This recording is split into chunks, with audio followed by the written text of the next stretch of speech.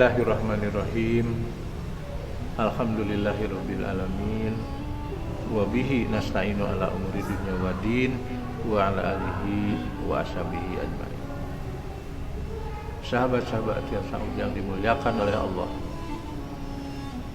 Di dalam Al-Qur'an surat Muhammad ayat 7 Allah menceritakan kepada kita. A'udzu billahi minasyaitonir rajim. Ya ayyuhallazina amanu in tansurullaha yansurkum wa yusabbit aqdamakum. Jadi Allah berjanji, Allah menyatakan dan menyeru kepada orang-orang yang beriman bahwa sesungguhnya apabila kalian menolong Allah, in tansurullah, apabila kalian menolong Allah yang surkum, maka Allah akan menolong kalian dan mengukuhkan langkah atau gerak kalian. Sahabat-sahabat yang Saud yang dimuliakan oleh Allah, setiap manusia ingin mendapatkan pertolongan dari Allah. Sebab dalam perjalanan hidupnya syarat dengan persoalan, dengan dinamika dan problematika yang dialaminya. Dan menurut ajaran agama kita, agama Islam, bahwasanya menyelesaikan masalah-masalah yang dihadapi oleh manusia tidak bisa hanya diandalkan kepada otak dan pikiran semata-mata. Mesti memohon bantuan Allah, mesti memohon kontribusi Allah untuk diharapkan turun ke muka bumi ini ikut menyelesaikan problem-problem hidup kita yang kita hadapi. Hidup manusia itu kan banyak masalahnya, berdasarkan karena banyaknya kepentingan-kepentingan yang ingin dicapainya. Jadi kalau ada orang mengatakan bahwa sudah tidak ada masalah, perlu diragukan dan dipertanyakan pernyataan itu. Menurut ajaran agama Islam, menyelesaikan masalah-masalah yang berat yang dihadapi oleh manusia, itu mesti ikut juga berdoa kepada Allah agar Allah ikut turun menyelesaikan persoalan dan problem-problem kita. Dan Allah berjanji akan membantu, akan menolong, akan ikut menyelesaikan.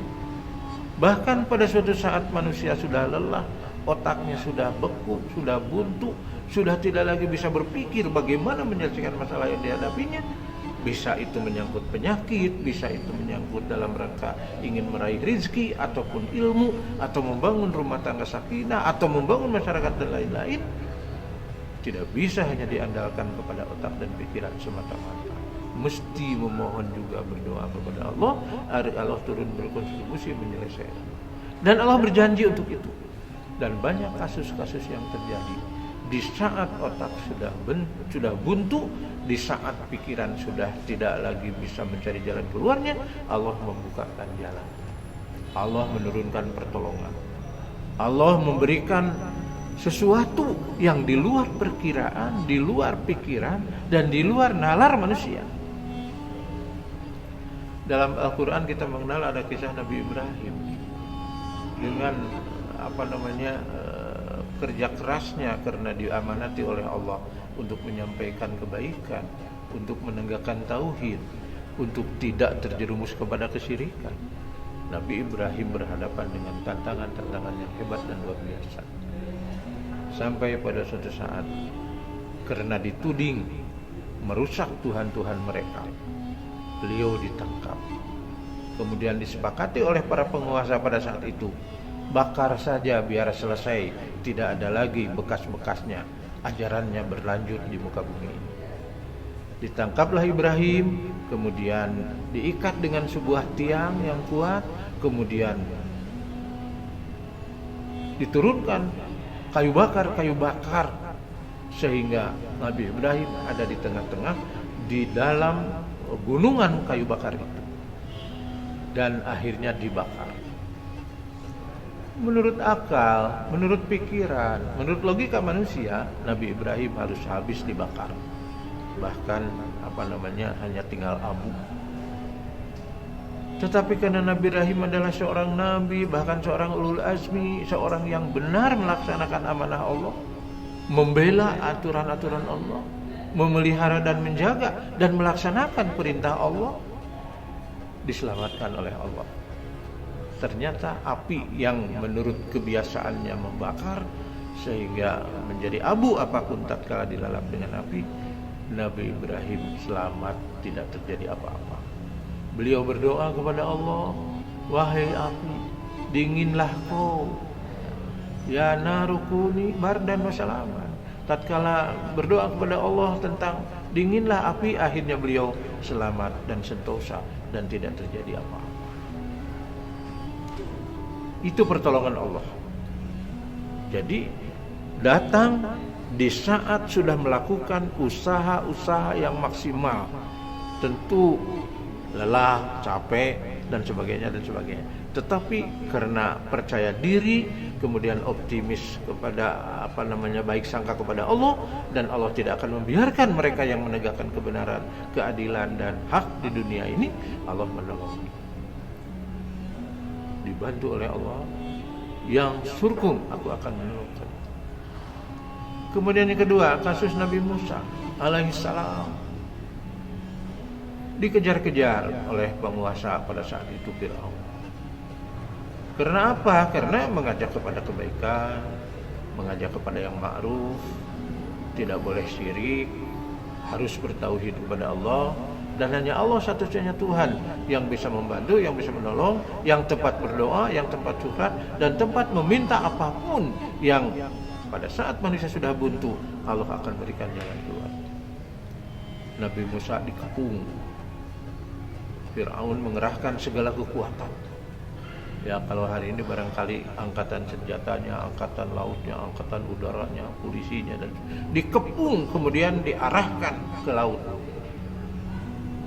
Menurut logika, menurut akal pikiran, Nabi Musa harus tertangkap. Sebab tidak ada lagi jalan lain. Kalau sudah didesak kemudian diarahkan ke laut, ya mau kemana lagi jalannya? Tapi Allah memberikan pertolongan. Lewat tongkatnya dipukulkanlah, jadilah laut itu terbentang sebuah jalan, yang jalan itu dilalui oleh Nabi Musa beserta kaumnya. Mereka juga ikut mengejar ke jalan itu, Fir'aun dan kawan-kawan. Tapi tatkala Nabi Musa sudah sampai di seberang dan jalan itu hilang, maka terjerumuslah, tenggelam Fir'aun beserta pasukan. Ini pertolongan Allah.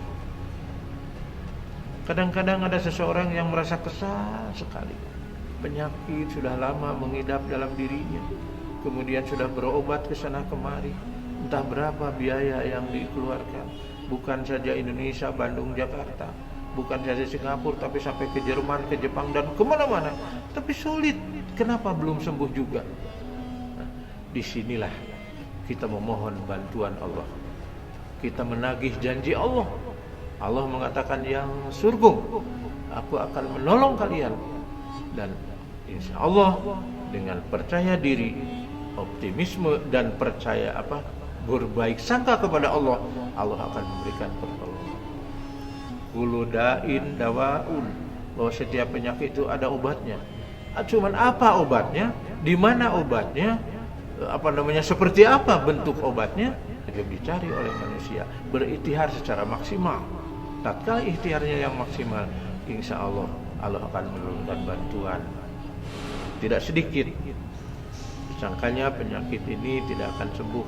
Bahkan ada dokter yang mengatakan paling kuat juga 6 bulan lagi Bapak, atau setahun lagi, atau malah 3 bulan lagi. Ternyata sembuh, bisa lagi pakai motor, bisa lagi ceramah, bisa lagi bekerja, bisa lagi mencari ilmu dan lain-lain. Inilah pertolongan Allah. Dalam Al-Quran banyak sekali kasus seperti ini, dalam hadis banyak sekali kasus-kasus seperti ini.